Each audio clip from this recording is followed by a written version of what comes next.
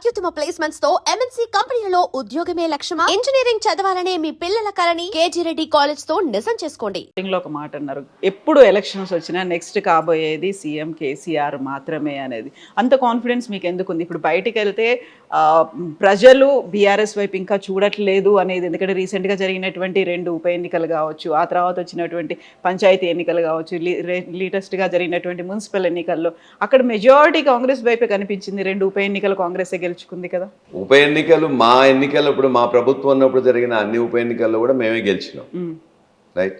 ఆనాడు మునుగోడు ఉప ఎన్నికైనా, నారాయణఖేడ్ ఉప ఎన్నికైనా, హుజూర్ నగర్ ఎన్నికైనా మెజార్టీ ఉప ఎన్నికలు మొత్తం కూడా మేమే గెలుచుకున్నాం. అయినంత మాత్రాన మరలా మేము గెలవాలని చెప్పేసి లేదు, అంతే కదా. ఆ ఉప ఎన్నికలు గెలుచుకున్నాం. ఆనాడు మున్సిపాలిటీలో 140లో 132 సీట్లు గెలుచుకున్నాం. మొన్న ఉన్నప్పుడు కూడా మొత్తం కూడా మా వాళ్ళే ఉన్నారు కదా. జెడ్పీలు 32 మేమే గెలుచుకున్నాం, అయినా కాంగ్రెస్ గెలిచింది కదా. కాబట్టి వాళ్ళకంటే మంచి ఫలితాలు ఇవాళ వచ్చినాయి. మా జనగామ లాంటి నేను 60% గెలవచ్చు, కానీ ఓవరాల్గా 30-35% వార్డు సభ్యులు కానీ సర్పంచ్లు కానీ ప్రభుత్వం ఏది ఉంటే అదే గెలుస్తారు. కానీ ప్రభుత్వానికి వ్యతిరేకంగా రెండవ సంవత్సరం మొదట్లోనే సర్పంచ్లో బ్రహ్మాండంగా గెలిచినాం. రెండవది మున్సిపాలిటీలో కూడా ఎన్ని వార్డు గెలిచామనుకుంటున్నారు? మా దగ్గర మేము గెలవడం కాదు, చాలా గెలిచిన వాటిల్లో ఒక 40 సీట్లు గెలిచేది ఉండే, 20 సీట్ల వరకు వాళ్ళ రిజల్ట్ వచ్చింది. 119 వాళ్ళు ఉన్నాయి. 119లో వాళ్ళకు 39% వేస్తే మాకు 30% వచ్చింది. ఓటింగ్ అనేది వాళ్ళకు వచ్చింది చాలా తక్కువ. ఆనాడు 2 మున్సిపాలిటీలో 3 మున్సిపాలిటీలో గెలిచింది కాంగ్రెస్ పార్టీ. 140లో 2-3 గెలిచింది కదా, అయినా నెక్స్ట్ అసెంబ్లీలో గెలిచింది. మేము గెలిచింది ఇవాళ ఎంత? 20 గెలిచినాం. 20లో తొండిగా వాళ్ళు గెలిచిండ్రు. 40 మున్సిపాలిటీలో స్పష్టమైన మెజార్టీ మాదే. కాబట్టి మున్సిపాలిటీలో మాకు బాగా వచ్చింది. గ్రామ పంచాయతీ సర్పంచ్లలో 1/3 సీట్లు గెలిచినాం. ఇవాళ ఉప ఎన్నికలు అంటే మీకు తెలిసి ఏ విధంగా జరిగిందో, ఆ ఉప ఎన్నికలు ఏ విధంగా మొత్తం కూడా అన్ని మేము చేసినా అంతే చేసినాం, వాళ్ళు కూడా అంతే చేస్తారు. కాబట్టి అవన్నీ గీట్రాయి కాదు. ప్రజల్లో స్పష్టంగా అసలు ఇంత తక్కువ టైంలో 2 సంవత్సరాల్లోనే ఇన్ని సీట్లు గెలవడం అనేది ఏ రాజకీయ పార్టీ ఏ రాష్ట్రంలో కూడా గెలవలే. ఒకటే బీఆర్ఎస్ పార్టీ గెలిచింది. బీజేపీ మీద ఇంతకుముందు ఏదో 8 సీట్లు గెలిచింది అనుకున్నాం. బీజేపీ సర్పంచ్లో మొత్తం రౌట్ అయిపోయింది. మున్సిపాలిటీలో కూడా వాళ్ళు గెలుస్తా అనుకుని కూడా గెలవలేకపోయింది. కాంగ్రెస్ బీజేపీ గెలిచిన దగ్గర 3-4 గెలిచింది తప్ప బీజేపీ ఒక నిజామాబాద్ ఒక కరీంనగర్ వాళ్ళు కలిసి చేసింది తప్ప ఇండివిజువల్గా బీజేపీ గెలిచిన స్థానమే లేదు. కాబట్టి ఈ రాజకీయాల ద్వారా 2 తెలిసినాయి. ఒకటి, ఇవాళ ఇక్కడ పోటీ కేసీఆర్ గారి బీఆర్ఎస్ పార్టీకి కాంగ్రెస్ పార్టీకి మాత్రమే ఒకటి. రెండవది, కాంగ్రెస్ పార్టీ చాలా ఫాస్ట్గా మొత్తం కూడా తన యొక్క ఓటింగ్ అనేది కోల్పోతున్నది. మాకు 16% వచ్చిన మున్సిపాలిటీలో పార్లమెంట్ నుంచి వెళ్ళి 32% కంటే డబుల్ పెరిగినట్టే కదా. 16% ఆ రోజు వస్తే 32% వచ్చింది. మరి 16 నుండి 32% వస్తే మేము పెరిగినామా లేకపోతే వాళ్ళు పెరిగినరా? కాబట్టి బీజేపీ 0 అయిపోయింది, కాంగ్రెస్ 50% పడిపోయింది. కాబట్టి ఇవాళ అవునన్నా కాదన్నా అన్ని వర్గాలు, రైతులు మొత్తం కూడా ఏడుస్తున్నారండి.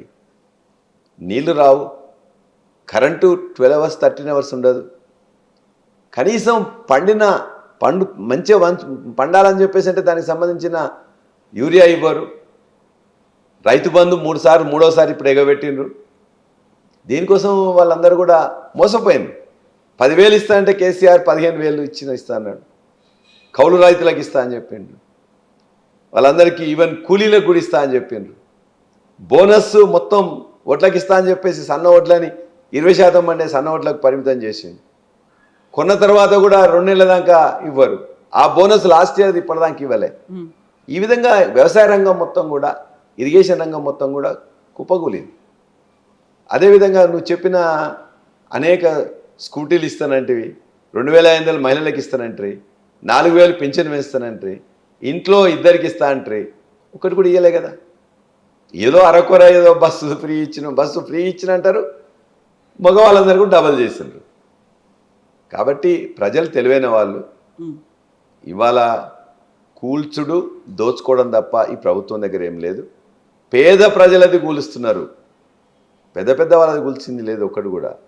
పేద ప్రజలది కూలుస్తున్నారు, అది బాధాకరం. నువ్వు వెలుగుమట్లలో జరిగిందేంటి? 1000 మంది ఉంటే వాళ్ళందరినీ కూల్చి వాళ్ళు ఉన్నదాన్ని ఏదో కట్టుకున్నారు కదా, నువ్వు రోడ్లు వేస్తే అయిపోయేది కదా. నీ ప్రభుత్వ భూమి కూడా కాదు, భూదాన్ భూమి వాళ్ళందరూ కూడా తీసుకుంటే పట్టాలు ఇచ్చిన దాంట్లో మళ్ళీ రెండోసారి పట్టాలు ఏదో 300 మందికి ఇచ్చిండ్రు. 3 మంత్రులు కలిసి అనుకొని చాలా బ్లేమ్ అయిన తర్వాత ఇవాళ మొత్తం రాష్ట్రం మొత్తం దేశం మొత్తం కూడా అరే పేదవాళ్ళని ఒక గాజాలోనో ఇంకొక దగ్గర ఇరాన్ యుద్ధం జరుగుతుంటే అక్కడ ఏ విధంగా బాంబులు వేసినారో అట్లా చేసినట్టున్నది. అది మనం చూస్తున్నట్టయితే ఆ ఏరియల్ విజువల్ చూస్తుంటే ఏ మీడియాని కూడా పోనీయలే. పోలీసుల యొక్క ప్రతాపం వాళ్ళని చూపించేసి అత్యంత పేదవాళ్ళు ఏమవుతుందండి ఇస్తే వాళ్ళకి, వాళ్ళ దగ్గర ఉన్నది కదా, వాళ్ళు ఏమున్నది, వాళ్ళు ఓ దగ్గర ఇల్లు ఉన్నోళ్ళ ఇల్లు లేక కూలీ చేస్తూ ఉన్న వాళ్ళందరిది ఓ ఇది చిన్నది 60 గజాలు 70 గజాలు కట్టుకుంటే దాన్ని కూలగొట్టి నీ ప్రతాపమా? వాళ్ళ మీద నీ ప్రతాపం. ప్రభుత్వం ఎప్పుడు కూడా తల్లిలాగా తండ్రిలాగా ఉండాలి. లేని వాళ్ళ కోసం చేయాలి. ఉన్నవాడు ఎవడన్నా సంపాదించుకుని మంచిగా చేసుకుంటాడు. డబ్బున్నవాడు, మాట్లాడగల శక్తివాడు, కొట్లాడేవాడు ఎట్లా చేసుకుంటాడు. వాళ్ళ కోసం మనం ప్రభుత్వాలు రాజకీయ పార్టీలు చేయాల్సింది లేదు. ఎవరైతే మాట్లాడలేడో వాళ్ళ మాట రాజకీయ పార్టీ మాట్లాడాలి. ఎవడైతే కొట్లాడలేడో వాళ్ళ తరఫున కొట్లాడాలి. ఎవరైతే రాయలేడో వాళ్ళ తరఫున రాయగలిగేవాడే రాజకీయ నాయకుడు, రాజకీయ పార్టీ. కానీ నీ రాజకీయం అంతా ఏంటి? సంక్షేమం చేస్తా అని ప్రభుత్వ భూమే, ఆ ప్రభుత్వ భూమి వాళ్ళే కదా, ప్రజలే కదా. ప్రభుత్వం అంటే ప్రజలు కాదా? ఆ ప్రజలు తీసుకుంటున్న దాన్ని వాళ్ళని దాని మీద దాడి చేసి వాళ్ళందరినీ కూడా ఎల్లగొట్టాల్సిన అవసరం ఉన్నదా? 3 మంత్రులు ఉండి పెద్ద కోటీశ్వర్లు, వేలకు అధిపతులు, మాత్రం సెన్స్ ఉండి పేద ప్రజలు ఉన్నారని చెప్పేసి ఎవడున్నది వాడిని వెరిఫై చేసి నిజంగానే నువ్వు ఇవ్వదలుచుకుంటే ముందే చెప్పి అరే బాబు నువ్వు ఇల్లీగల్గా ఉన్నావు అని చెప్పేసి అంటే పోడావాడు. ఇల్లీగల్గానే ఉన్నాడు అనుకోండి, వాడికి ఇల్లు లేదనుకోండి, ఇవ్వరాలండి ఏమవుతుంది? పేదవాడే కదా. ఎవడు వాడు అక్కడ పోయిన ఇంకో ఇల్లు ఉన్నవాడు కానీ ఇంకోటి ఉన్నాడు లేడు. 450 మందికి ఇచ్చింది కదా, ఇంకో 550 మంది ఉన్నారు అక్కడ, అంతే. కాబట్టి ప్రభుత్వం యొక్క ఆలోచన ఎట్లా ఉన్నది, పేద ప్రజల పట్ల వాళ్ళ తీరు ఎట్లా ఉందనేది ఈ సంఘటనలతోని ముసి రివర్ ఫ్రంట్లో జరిగే ఇవాళ దురాగతాలు కానీ లేకపోతే అక్కడ కానీ ప్రజలు గమనిస్తున్నారు. అందుకే వ్యవసాయ రంగంలో కానీ లేకపోతే పేద ప్రజల యొక్క వాళ్ళ వైఖరి కానీ ఇవన్నీ చూసిన తర్వాత వచ్చే ఎన్నిక ఎప్పుడు వస్తుందని చెప్పేసి తప్ప ఎన్నిక ఎప్పుడు వచ్చినా కూడా బీఆర్ఎస్ పార్టీ మెజార్టీ కాదు, థంపింగ్ మెజార్టీతో అన్ని సీట్లు కూడా గెలుచుకుంటారు.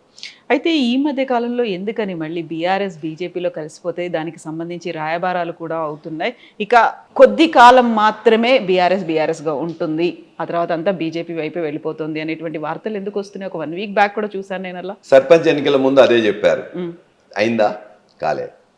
మున్సిపాలిటీ ఎన్నికల్లో కూడా చెప్పారు, అయిందా? కాలే.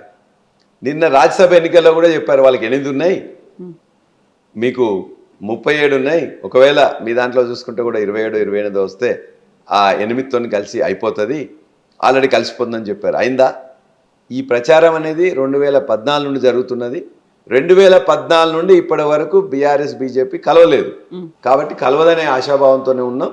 కలవదని చెప్పేసి నేను అనుకుంటున్నాను. ఏమంటారు ఇట్లాంటివన్నీ విపరీతమైనటువంటి ఆరోపణలు లేకుంటే ప్రచారాలు ఇంత క్యాంపెయిన్ పెద్ద ఎత్తున జరుగుతుంటే కేసీఆర్ ఏమంటుంటారు? అసలు ఎప్పుడు బయటికి రారు, మాట్లాడరు, అసలు ఎదురు చూస్తున్నారు.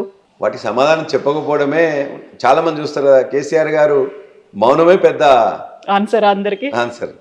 చాలాసార్లు కేసీఆర్ గారు ఎందుకు మాట్లాడలేదు, మాట్లాడితే ఇట్లా ఎందుకు మాట్లాడాడు, మాట్లాడకపోతే ఎందుకు మాట్లాడలేదు, ఉంటే అక్కడే ఎందుకు ఉంటున్నాడు, లేకపోతే ఇక్కడే ఎందుకు వస్తాడు. ఆయన నవ్వినా, మాట్లాడినా, నడిచినా, ఇక్కడ ఉన్న ప్రతిదీ కూడా ఇలా వార్తే. కాబట్టి ఆయన 2001 నుంచి వెళ్ళి ఇప్పటి వరకు ఆయన ఎట్లా ఉండాలో అట్లే ఉన్నాడు. ఎప్పుడు మాట్లాడాలో అప్పుడే మాట్లాడాడు, ఎప్పుడు ఎవరికి ఏం చెప్పాలో అదే చెప్తాడు. నేను చూసిన గత 12 సంవత్సరాల నుంచి వెళ్ళి అట్లే ఉన్నాడు, 2001 నుండి కూడా అట్లే ఉన్నాడు, భవిష్యత్తులో కూడా అట్లే ఉంటాడు. ఎప్పుడు లేటెస్ట్గా మీరు కలిసింది కేసీఆర్ని? ఈ మధ్య కాలంలో ఎలక్షన్ల తర్వాత కలిసినాం. ఓకే, ఎలక్షన్ తర్వాత కలిసినాం, మాట్లాడినాం, మొత్తం కూడా ఉంది అన్ని విషయాలు కూడా. ఎప్పటికి కూడా అవసరం ఉంటే వారు ఫోన్ చేస్తారు, మాట్లాడతారు. ఏమంటారు ఆయన? ఖచ్చితంగా ఉన్న విషయాలన్నీ కూడా వారికి కూడా తెలుస్తుంటాయి కాబట్టి, సోషల్ మీడియా కూడా రెగ్యులర్ చూస్తుంటారు కాబట్టి బ్రహ్మాండంగా ఉన్నది. మనం చేసిన దాన్ని ఇలా వాళ్ళు కోల్పోయింది వాళ్ళు ఖచ్చితంగా భావిస్తున్నారు. కేసీఆర్ ఉన్నప్పుడు ఏం మంచి జరిగింది, కేసీఆర్ యాబ్సెన్స్లో ఏం జరిగింది, ఏ విధంగా ఆశపడి మోసపోయినామని చెప్పేసి ప్రజలు భావిస్తున్నారు. వారి యొక్క చాలామంది మాట్లాడే మాటలు ఏవైతే ఉంటాయో పార్టీగా మేము మాట్లాడచ్చు, మేము కాదు, కార్యకర్తలుగా మాట్లాడచ్చు, అది కాదు. మామూలు వాళ్ళు ఒక రిటైర్డ్ ఎంప్లాయీ ఏం మాట్లాడుతుండు, ఒక ఎంప్లాయీ ఏం మాట్లాడుతుండు, ఒక రైతు ఏం మాట్లాడుతుండు, ఒక ముసలి అవ్వ ఏం మాట్లాడుతున్నారు, ఇవన్నీ సార్ బాగా గమనిస్తాడు. అవి మాట్లాడి చెప్తాడు, ఇగో మీ ఊర్లో ఇక్కడే వీళ్ళు ఈ విధంగా మాట్లాడినరు, అది రైట్ వాళ్ళ యొక్క ఎక్స్ప్రెషన్. కాబట్టి ఈ ప్రభుత్వానికి ఒక్క ఇల్లు కట్టలే 2 సంవత్సరాల నుంచి వెళ్ళి, 2 సంవత్సరాల నుంచి ఒక ఇల్లు కట్టలే. ఈ 2 సంవత్సరాల నుంచి వెళ్ళి అప్పులు చేసిండ్రు, అది చేసిండ్రు, ఇది చేసిండ్రు చెప్పేసి తప్పుడు మాటలు మాట్లాడుతూ ఇవాళ తప్పుకోవాలని చూస్తున్నది. వాళ్ళు ఇచ్చిన హామీలు ఏదైతే ఉన్నాయో 6 గ్యారంటీలు, 420 హామీలు, వాటిని చేయలేకుండా తప్పించుకోవడానికి అని చెప్పి అప్పులైనని చెప్పేసి తప్పుడు సమాచారం ఇస్తుంది. కాబట్టి ఆ తప్పుడు సమాచారం ఎన్ని రోజులు ఉంటుంది? 1 year, 2 years, 3 years. నువ్వు నాకు చేసినవా లేదా అని చెప్పేసి అడుగుతాడు వాడు. నువ్వు ఎట్లా చేస్తావు అని చెప్పేసి ఎన్ని రోజులు చెప్తారు, వాళ్ళ కార్యకర్తలు చెప్తారు అప్పయిందని. బట్ జనానికి అవన్నీ కాదు, అప్పయిందా తప్పైందా కాదు, నాకు నువ్వు అన్నది ఇచ్చినవా లేదా, అదే ఇంపార్టెంట్. నువ్వు ఇస్తే నమ్ముతాడు, ఇవ్వకపోతే నమ్మడు. ఇది వెరీ క్లియర్. వాళ్ళు ఏమి చేయలేరు, 2 సంవత్సరాల నుంచి ప్రజలకు ఇచ్చిన హామీలు ఒకటి కూడా నెరవేర్చలే. కాబట్టి ఇలా ప్రజల్లో తిరస్కార భావన ఉన్నది. ఏదో ఇక్కడ వాళ్ళు ఏదో 25 లక్షలు జరిగిన ఓట్లలో మున్సిపాలిటీలో ఉన్నట్లయితే వాళ్ళకు 15 లక్షలు వస్తే మాకు 10 లక్షలు వచ్చినాయి. కాబట్టి అందులో మాది 16% నుంచి 37% అయింది. నీది ఎక్కడుందో నువ్వు ఎక్కడేసే గొంగలో అక్కడే ఉంది. సో ఇదే రిపీట్ అవుతుందా జెడ్పీటీసీ ఎంపీటీసీల్లో కూడా? ఖచ్చితంగా మొన్నటి కంటే గ్రామ పంచాయతీ ఎన్నికల కంటే మున్సిపాలిటీలో బ్రహ్మాండంగా వచ్చినాం. మున్సిపాలిటీ కంటే ఎంపీటీసీ జెడ్పీటీసీ వాళ్ళు పెడితే బ్రహ్మాండంగా మేమే గెలుస్తాం. సో వెయిటింగా ఖచ్చితంగా ఎప్పుడైనా దేనికి, మొన్న కూడా మేము 2 చూసాం కదా, దేనికి కూడా మేము ఇవాళంతా కూడా సిద్ధంగా ఉండి ఏ విధంగా కొట్లాడినామో, రేపు పొద్దున నువ్వు ఎంత మోసం చేసినా, ఎన్ని క్యాంపులు పెట్టినా ప్రజా తీర్పు అనేది ఇంపార్టెంట్. ప్రజలు మాకు ఇచ్చిండ్రు, నువ్వు తొండి చేసి ఓట్లు వేయనీయకుండా మమ్మల్ని కిడ్నాప్ చేసి కండువా కప్పి బెదిరించి అన్ని చేసి ఉండొచ్చు. ప్రజల తీర్పు అయితే స్పష్టం కదా. ప్రజల తీర్పులో ఎక్కువ సీట్లు గెలిచి మెజారిటీ ఓట్లు గెలిచినావు. నువ్వు గెలిచినట్లయితే ఇవన్నీ చేయాల్సిన అవసరం లేదు కదా. కాబట్టి ప్రజల తీర్పు అనేది ఇంత పవర్లో ఉండి, ఇన్ని డబ్బులు పెట్టి, ఇంత గుండాయిజం చేసి, ఇంత పోలీస్ వ్యవస్థను ఉపయోగించి, రెవెన్యూ వ్యవస్థను ఉపయోగించేసి ఇన్ని చేసినా కూడా ప్రజలు స్పష్టంగా ఇవాళ నువ్వు మొత్తం నీకే ఇవ్వాలి, 99% నీకు ఇవ్వాలి, కానీ 30% మాకు ఇచ్చిండ్రంటే సీట్లు చాలా గొప్ప విషయం. ప్రజలకు నేను సాల్యూట్ చేస్తున్నాను. ఎస్ అండి, థ్యాంక్ యూ సో మచ్ అండి, thank you so much. And for more videos, Please subscribe to iDream. Please subscribe to iDream. Please subscribe iDream. And please subscribe to iDream. For more videos, subscribe to iDream. please like, share and subscribe to the channel. Congratulations, iDream. Subscribe to iDream. Subscribe to iDream. So subscribe to iDream Media. iDream ki iDream team andarki huge congratulations. Please subscribe iDream Media. Please subscribe to iDream. Subscribe iDream. Please subscribe to iDream. iDream అంటే నా కళల ఛానల్ను subscribe చేసుకున్న నోరు తిరుగుతలేదు, మీరైతే గంట గుర్తు కొట్టండి. For more such videos, please subscribe to iDream.